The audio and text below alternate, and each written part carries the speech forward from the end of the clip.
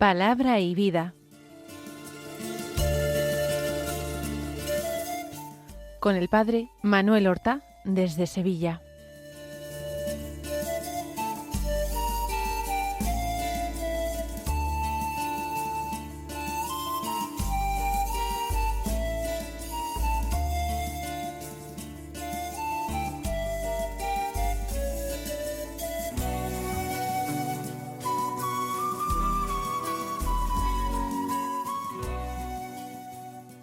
En el nombre del Padre, y del Hijo, y del Espíritu Santo.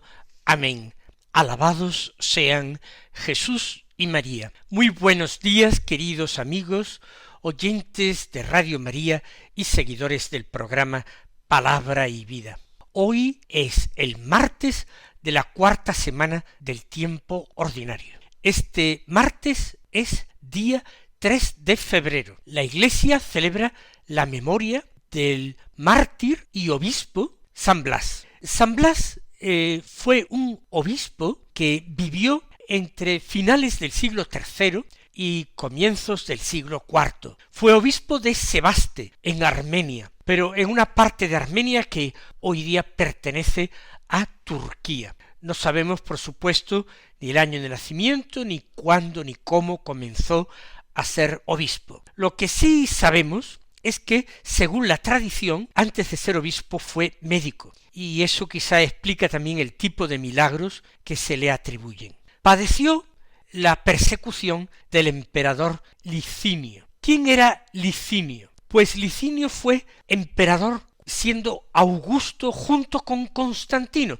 Constantino lo era en el occidente y Licinio lo era en el oriente. En el año 313, junto con Constantino, promulgó el edicto de Milán, que concedía a los cristianos libertad de culto en el imperio. Sin embargo, unos años después del 313, él parece que cambió de actitud en relación a los cristianos y en esos territorios orientales que gobernaba reanudó persecución contra los cristianos, particularmente contra sus líderes, contra los obispos y sacerdotes. En esa etapa es cuando parece que sufrió martirio San Blas. Él, al decretarse esta persecución y ser buscado para ser detenido, él huye al monte, a la sierra, y se esconde para llevar allí, en el monte Argeo, en una cueva, una vida de oración y de penitencia. Parece que fue descubierto, arrestado, y cuando iba camino del tribunal ocurrió un episodio muy conocido, y es que una madre le presentó a su hijo que se estaba ahogando con un hueso atravesado en la garganta. San Blas oró, bendijo el niño y el niño quedó curado. De ahí parte esa fama suya como intercesor y abogado en las enfermedades de la garganta, que hoy sigue todavía bastante viva en el pueblo cristiano. En la ciudad de Dubrovnik, actualmente en Croacia, donde es el patrono, se conserva hoy su cuerpo y se le tiene grandísima veneración. Durante su encarcelamiento padeció muchos malos tratos, torturas, fue azotado con garfios de hierro y finalmente fue decapitado. Se sitúa su martirio en torno al año 316. Es en el Oriente cristiano uno de los 14 santos auxiliadores, abogados que se acude en distintas situaciones de peligro o de enfermedad. Pues vamos ahora a escuchar la palabra de Dios que se proclama en la liturgia de la misa de hoy. Seguimos con la lectura continuada del Evangelio según San Marcos. Hoy tenemos un largo texto del capítulo 5, los versículos 21 al 43, que dicen así: En aquel tiempo Jesús atravesó de nuevo en barca a la otra orilla. Se le reunió mucha gente a su alrededor y se quedó junto al mar. Se acercó un jefe de la sinagoga que se llamaba Jairo, y al verlo se echó a sus pies rogándole con insistencia: Mi niña está en las últimas. Ven, impón las manos sobre ella para que se cure y viva. Se fue con él y lo seguía mucha gente que lo apretujaba. Había una mujer que padecía flujos de sangre desde hacía 12 años. Había sufrido mucho a manos de los médicos y se había gastado en eso toda su fortuna. Pero en vez de mejorar, se había puesto peor.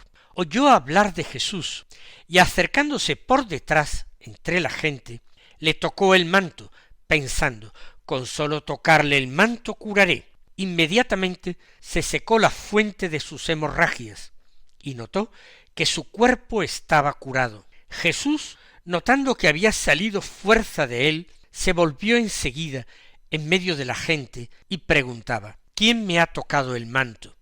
Los discípulos le contestaban, ¿ves cómo te apretuja la gente y preguntas quién me ha tocado?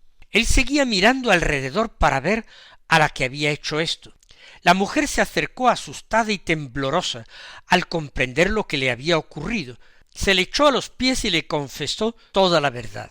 Él le dice, hija, tu fe te ha salvado. Vete en paz y queda curada de tu enfermedad. Todavía estaba hablando cuando llegaron de casa del jefe de la sinagoga para decirle, tu hija se ha muerto. ¿Para qué molestar más al maestro? Jesús alcanzó a oír lo que hablaban y le dijo al jefe de la sinagoga, no temas, basta que tengas fe. No permitió que lo acompañara nadie más que Pedro, Santiago y Juan, el hermano de Santiago. Llegan a casa del jefe de la sinagoga y encuentra el alboroto de los que lloraban y se lamentaban a gritos, y después de entrar les dijo, qué estrépito y qué lloros son estos.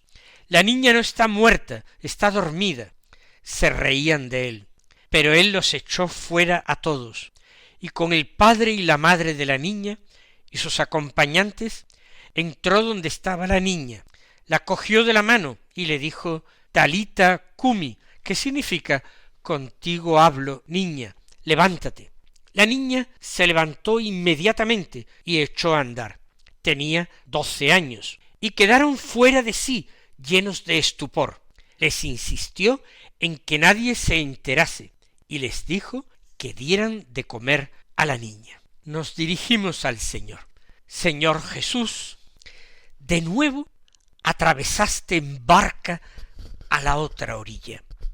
En el relato del evangelista estás pasando con muchísima frecuencia de un lado a otro de la orilla. Y eso me está diciendo de que tú no quisiste instalarte.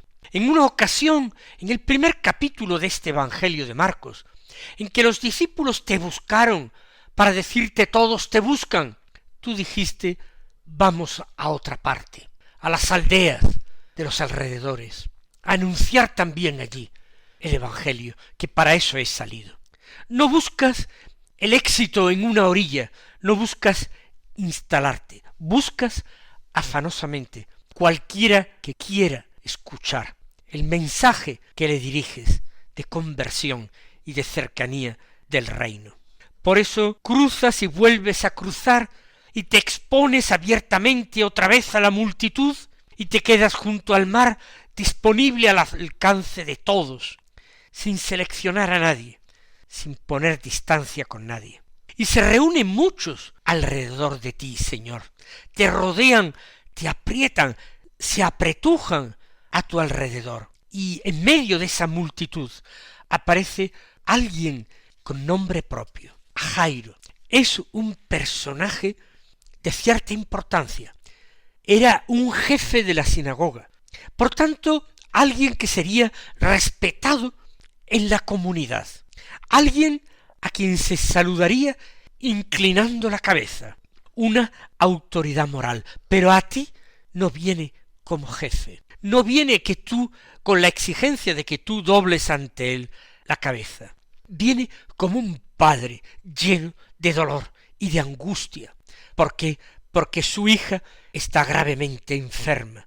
Él dice en las últimas. Y además se echó a tus pies, Señor. Él que estaba acostumbrado a que otros se inclinaran ante él, ahora se postra, te suplica, reconoce tu inmensa superioridad, insiste. Cuando es la vida de una hija la que está en juego, Ahí caen todas las máscaras, los deseos de reconocimiento, de darse importancia, la defensa del propio rango. Sólo queda la súplica. Mi hija, mi niña está en las últimas, dice. Lo curioso es que no se limita a expresar esa necesidad tan urgente. No basta con que él exprese su carencia, su angustia, su dolor. Le dice al Señor lo que quiere que haga. Ven evidentemente a curarla a mi casa. Le dice cómo hacerlo. Impón las manos sobre ella. ¿Para qué? Para que se cure y viva. No se limita a exponer su caso, su dolor, su necesidad, para que el Señor colmara su vacío y remediara su pobreza. Le dice exactamente al Señor lo que él espera de él, lo que espera que haga y cómo debe hacerlo. Y sin embargo, tú, oh Jesús, lleno de inmensa paciencia y misericordia, condesciendes con esa petición tan mal hecha.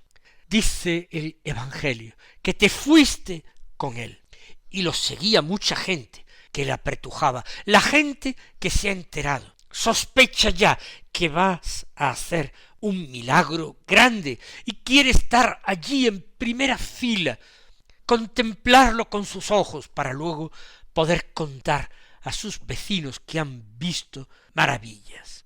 Y en ese camino, Señor, aparece otra historia bien distinta.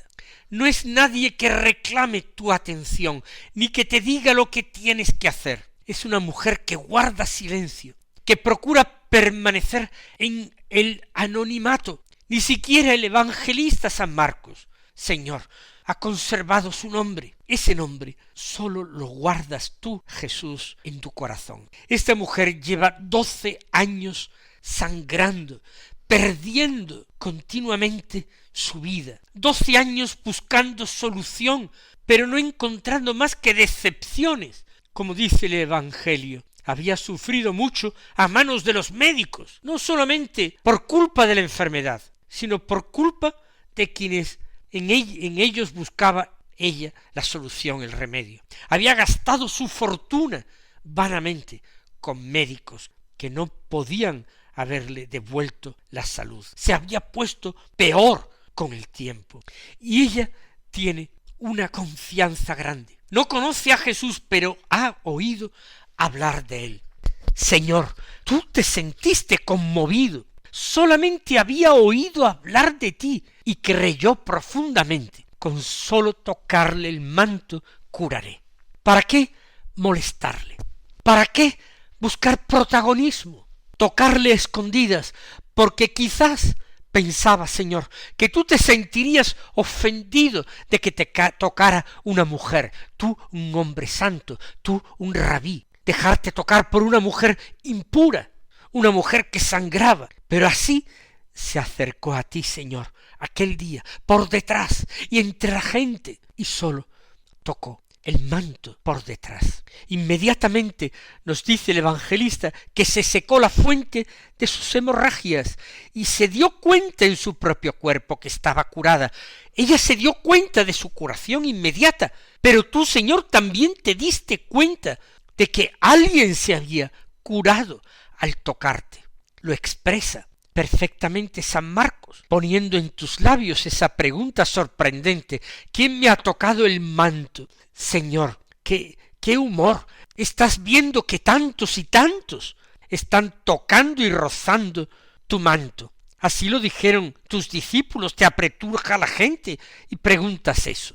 Pero tú, Señor, no dejabas de mirar a tu alrededor para distinguir a aquella mujer anónima. Y entonces ella decidió salir de su anonimato. Se dio cuenta de que tú sabías todo lo que había pasado y se acercó, eso sí, asustada y temblorosa. Quizás creyó, Señor, que tú la ibas a regañar con aspereza, que la ibas a alejar de ti. Y no, ella se volvió a echar a tus pies, pero no para tocar el manto, sino para confesar toda la verdad, por qué había hecho aquello. Y cómo sabía ya que estaba curada. Y tú le dijiste: hija, tu fe te ha salvado. Señor, qué inmensa bondad, qué expresión tan tierna llamarla hija. No empleaste demasiado esa expresión en los evangelios, llamar a alguien hijo o hija, pero sí lo hiciste con aquella mujer. Tu fe te ha salvado. Qué poca fe, Señor, tenemos nosotros en comparación con ella, en comparación incluso con Jairo, que no se limitaba a dejarte a ti actuar, sino que quería llevarte a su casa, quería decirte cómo curar a su hija. Tu fe te ha salvado, Señor. Te pediremos como los apóstoles en otro día te pidieron, aumentanos la fe, para que esa fe entre en contacto con tu sacratísima persona.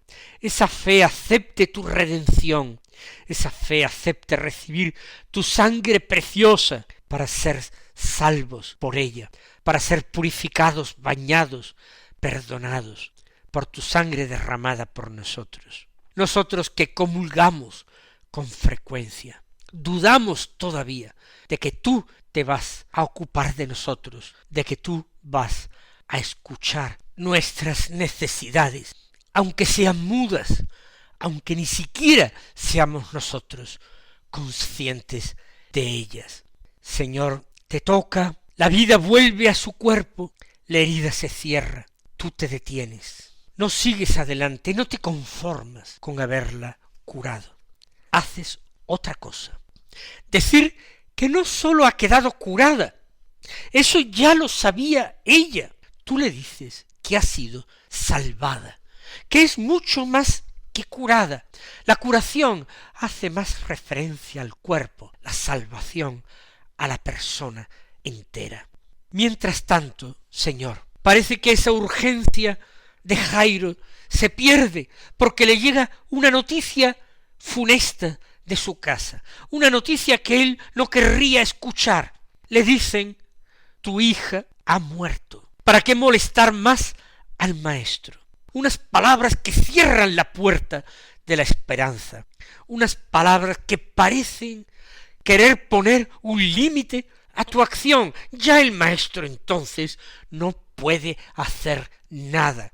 ¡Qué equivocados estaban, Señor! Y qué equivocados están los que hoy día también tratan de poner barreras a tu acción y se hunden en el pesimismo y creen que todo está perdido y que las cosas no tienen una vuelta atrás y que estamos viviendo las peores situaciones que puedan imaginarse. Y es cierto que estamos viviendo situaciones terribles, casi todas ellas producidas por el pecado obstinado, endurecido y terrible de los hombres. Un pecado que si directamente no hemos cometido, muchas veces estamos mirando para otro lado, permitiendo que se cometa y no haciendo nada para impedirlo en ningún plano. Eso es cierto, Señor, pero nosotros no podríamos jamás perder en la esperanza de que tú puedes lo imposible, porque como enseñaste, nada es imposible para Dios,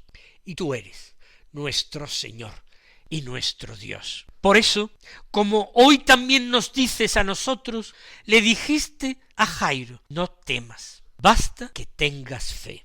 ¡Qué gran enseñanza, Señor! Me gustaría poder emplear mucho tiempo ahora para que nos detuviéramos en esta frase. No temas. ¿Cuántas veces la repite el Señor en el Evangelio? ¿Cuántas veces? Durante su vida mortal y después de resucitar, no temas. ¿Cuántas veces? Antes incluso de su concepción o nacimiento, por boca de ángeles, se pidió y se dijo y se anunció, no temas. Pero nosotros seguimos temiendo, porque no te conocemos, ni a ti, ni a tu Padre, al que viniste a revelar. No te conocemos, porque como tú dices bien, bastaría que tuviéramos fe para conocerlo, y no la tenemos, no tenemos la suficiente fe. Eso le dijiste a Jairo, no temas, basta con que tengas fe, yo me ocupo del resto. Nosotros nos agobiamos y yo qué tengo que hacer, y yo qué puedo hacer. En realidad, lo primero que podemos hacer es siempre rezar, es siempre creer, es siempre esperar, es siempre pagar con amor a aquel con quien tenemos una inmensa deuda de amor. Eso es lo que en cualquier circunstancia, por terrible que sea, eso es lo que tenemos que hacer. Basta que tengas fe, no temas. Eso sí, a Jairo no le da explicaciones, no le dice lo que él va a hacer. Jairo sí, se atrevía a decirle a Jesús lo que tenía que hacer. Ven, imponle las manos sobre la cabeza. No, Jesús no le dice a Jairo lo que va a hacer. Ni le da explicaciones, ni le da garantías. Solamente le dice, no temas, y le invitas a la fe, a la confianza, no a la rendición. Y así, Jesús, entraste en aquella casa en que hay el ruido del llanto, el desorden de la muerte, el alboroto de los que lloraban, se lamentaban a gritos, hombres y mujeres sin esperanza y sin fe. Y además, Jesús, se reían de ti cuando les decías, la niña no está muerta, sino dormida. Cuando reclamabas silencio diciendo, pero qué estrépito y qué lloros son estos, se reían de ti. Qué gran misericordia, Señor, el no haber fulminado a aquellos hombres blasfemos, pero echas afuera ese espectáculo ruidoso de sufrimiento. Te quedas con lo fundamental, los padres de la niña, tus discípulos, la niña a la que tomas de la mano y pronuncias una palabra cercana, para ella sola, una palabra que atraviesa la muerte para llegar a ella. Talita cumi, contigo hablo, niña, levántate. Contigo está hablando a la persona. Tú hablas a la niña como se habla a alguien a quien se ama. No le gritas, no dramatizas. La llamas y ella se levanta y camina, se pone en pie, vive. Tenía 12 años, Señor, 12 años de vida que tú ahora le devuelves intactos, se lo prolongas y el asombro los llena todo. Y tú, a pesar de eso, pides silencio, pediste que nadie se enterase. No buscas el espectáculo, la fama, pides solo algo muy humano, que le den de comer a la niña, porque esa vida que tú has devuelto tiene que ser mantenida, conservada por los padres. Hoy también hay que decírselo a los padres de este mundo, que alimenten a sus hijos, pero no con los últimos caprichos, que los alimenten con el alimento de los sacramentos, con el ejemplo de unas virtudes que se vivan en casa, que los alimenten con la fe, la esperanza y la caridad, que les alimenten con la enseñanza y el ejemplo de vivir los mandamientos. Ese es el alimento que necesitan nuestros niños, esa es la vida que hay que conservar en ellos. Terminado esto, tú, Señor, continuaste tu camino, seguirías cruzando orillas, no te quedaste en aquella casa, seguramente tampoco en aquel pueblo. Señor, pronuncia hoy también sobre nosotros tus palabras. No temas, basta que tengas fe. O aquella otra, también dirigida a nosotros.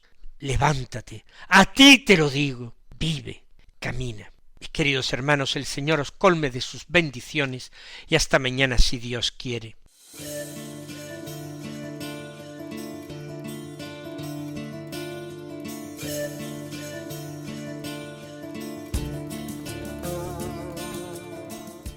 Han escuchado en Radio María Palabra y Vida, un programa que dirige el Padre Manuel Horta.